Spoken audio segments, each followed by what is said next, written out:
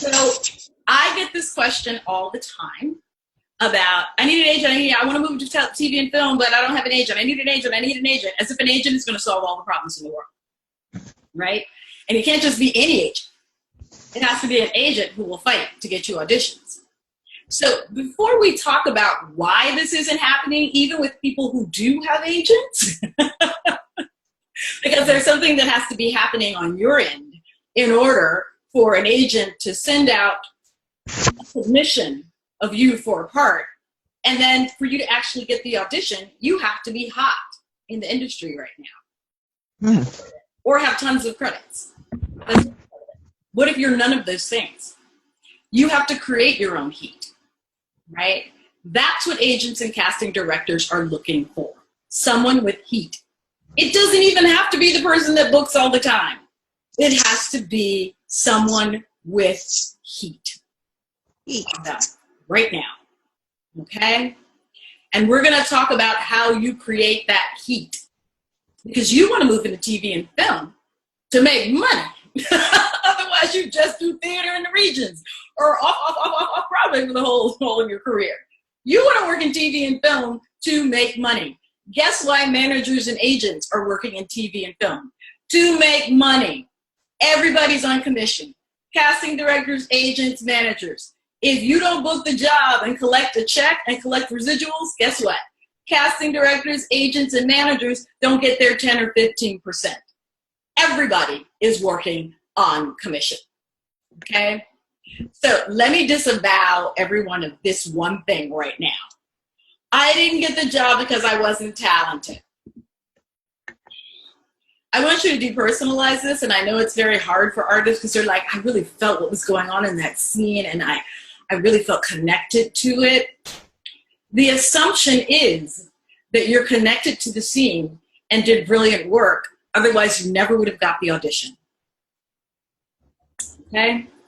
A casting director who's casting a television show has to cast 60 roles in about a week, and that's a workday week, Monday through Friday. 60 people, 60 roles, right?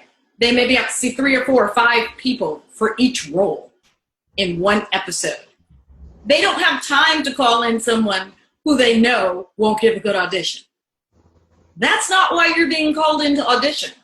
You are never being called into audition to find out if you're talented. That's never happening, because you wouldn't get the audition if you weren't.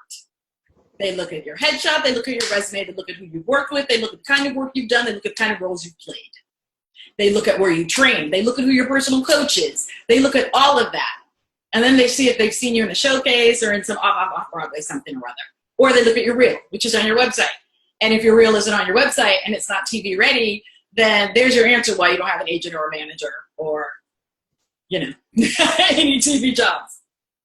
Need a website, need an IMDb page, need a reel, resume, first off. So the assumption when you get an audition is that you can already act and that you are going to leave blood on the floor. It's surprising if you don't. That's not why you're called into audition.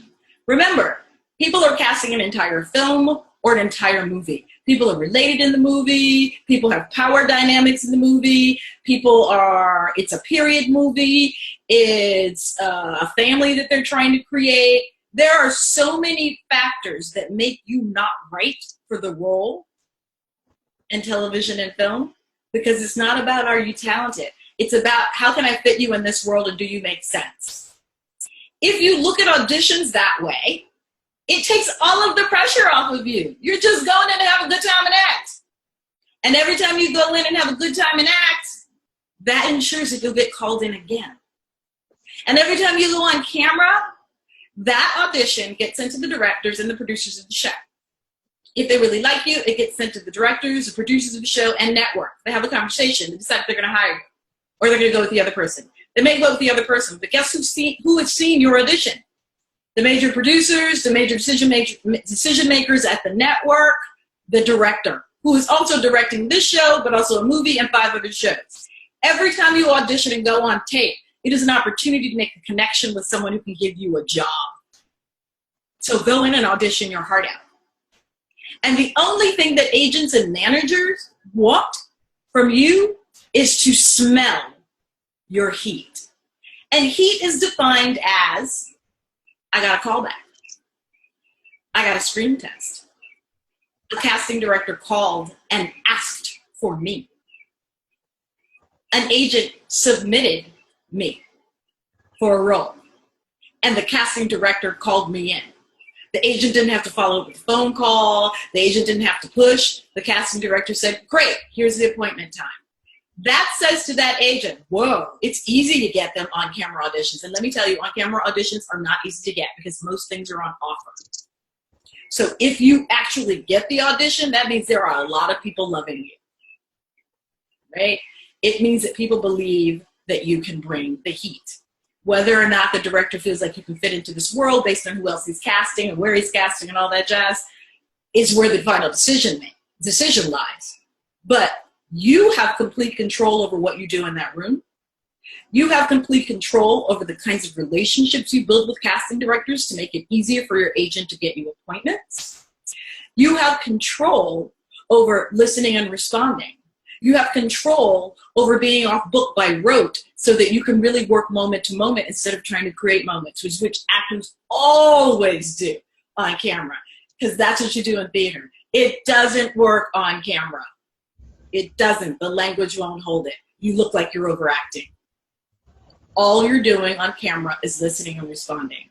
If you're trying to remember lines because you've rehearsed that scene with those lines attached to an acting moment, guess what happens when you go in the audition and that acting moment doesn't exist because that's not what the reader is giving you? You forget your line.